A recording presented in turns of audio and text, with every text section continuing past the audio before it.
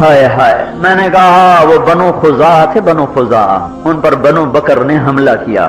یہ صلح حدیبیہ میں ایک معاہدہ ہوا تھا کہ جو قریش کا ساتھی بن جائے قریش کا بن جائے، جو مسلمانوں کا بن جائے مسلمانوں کا بن جائے۔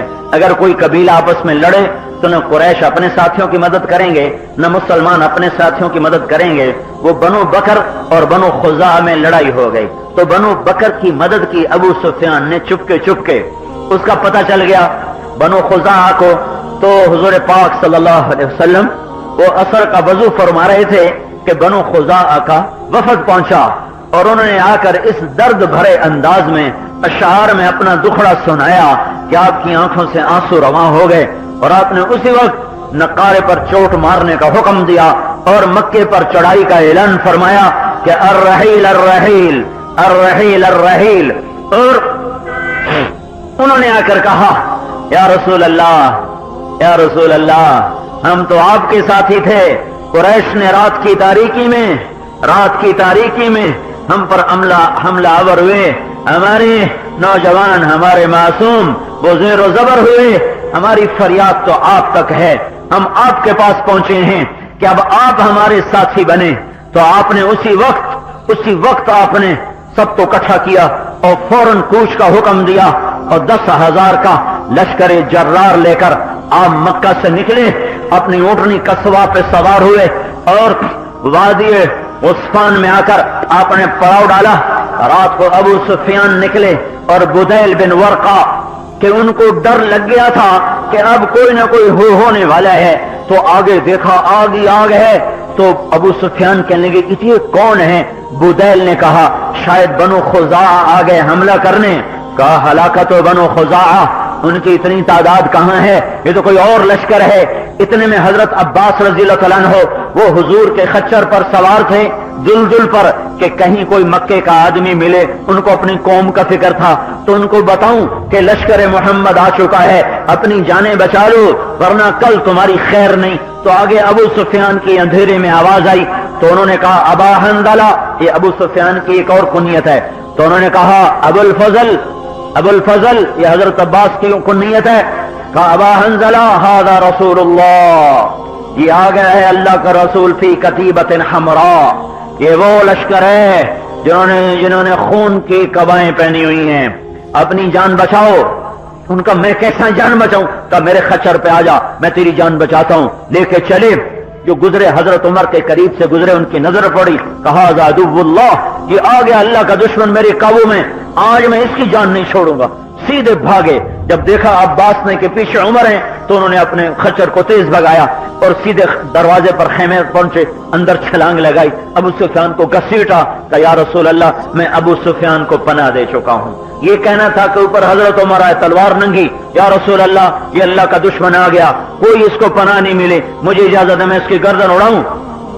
تو یا رسول اللہ میں اس کو پناہ دے چکا ہوں۔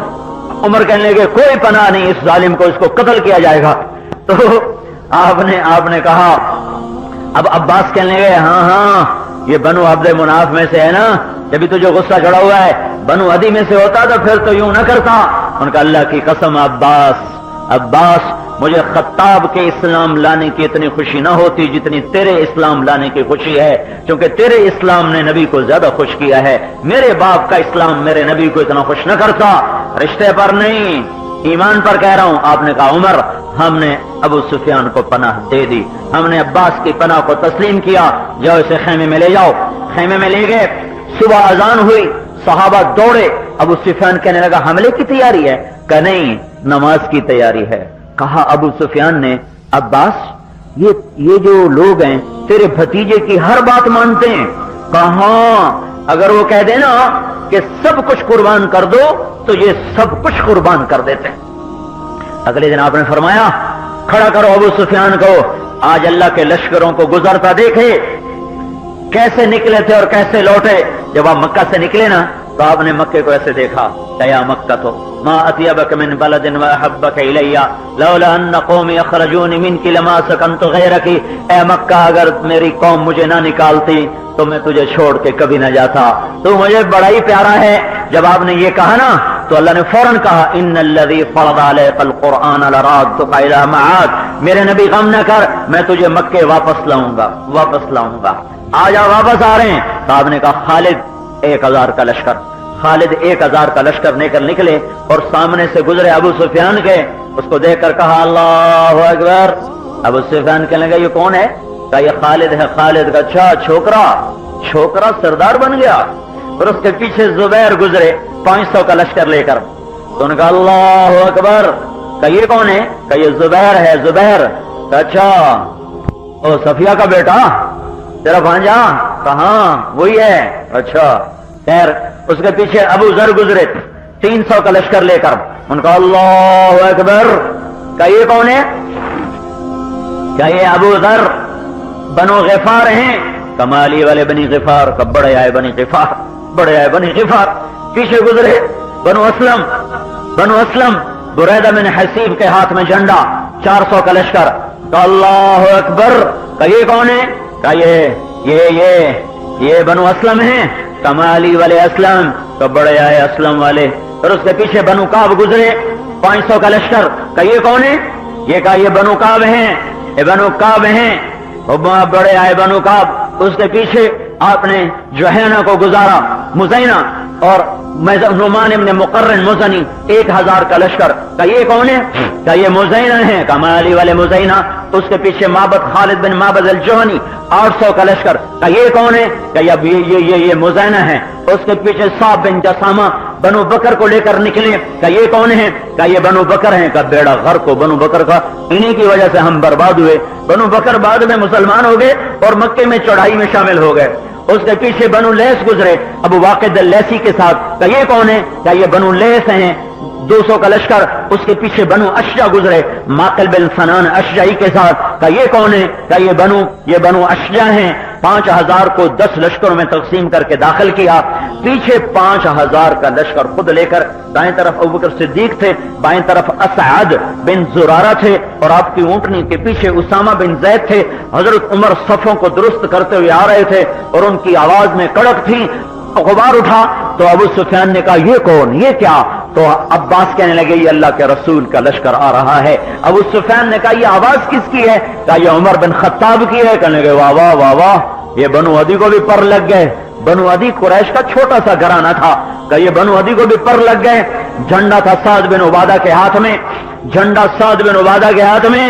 بادشاہوں اور نبیوں کے فتح کرنے کا فرق دیکھو، جس کے آگے جھنڈے لہراتے ہیں نا ان کی گردنیں ایویں ہی اوپر چلی جاتی ہیں، جن کے آگے ہوٹر بجتے ہیں ان کی گردنیں ایویں ہی اوپر چلی جاتی ہیں۔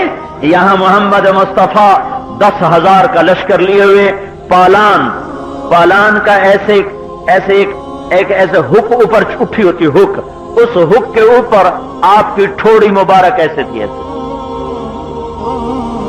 دیکھ رہے ہو مجھے، اور آپ کی زبان پر الفاظ تھے لا الہ الا اللہ وحدہ نصر عبدہ انجز وعدہ ہزم الاحزاب وحدہ۔ اے میرے رب، آج تو نے اپنے وعدہ سچا کر دیا، تو وحدہ لا شریک اللہ، تو نے اپنے بندے کی مدد کی، تو نے لشکروں کو شکست دی، میں نے کوئی نہیں دی۔ اس تواضع کے ساتھ آپ داخل ہو رہے ہیں۔ سعد بن عبادہ جب گزرے نا تو انہوں نے کہا ابو سفیان اليوم یوم الملحمہ اليوم تستحل الحرمہ۔ ابو سفیان آج بڑا گرم دن ہے، آج حرم کی عظمت اٹھ جائے گی، آج خون بہایا جائے گا۔ ابو سفیان کہنے کے مارے گئے۔ کہنے کہا عباس یار میں نے بڑے بڑے بادشاہ دیکھے پر تیرے بھتیجے جیسی بادشاہی میں نے آج تک نہیں دیکھی۔ ابو سفیان سے کہنے لگے عباس تجھے کب عقل آئے گی، وہ یہ بادشاہی نہیں ہے، نبوت ہے۔ اتنے میں حضور کی سواری گزری تو ابو سفیان نے کہا یا رسول اللہ الیوم یوم الملحمہ، کیا آج خون بہانے کا دن ہے؟ میں کہا نہیں، الیوم یوم المرحمہ، آج تو رحم کرنے کا دن ہے۔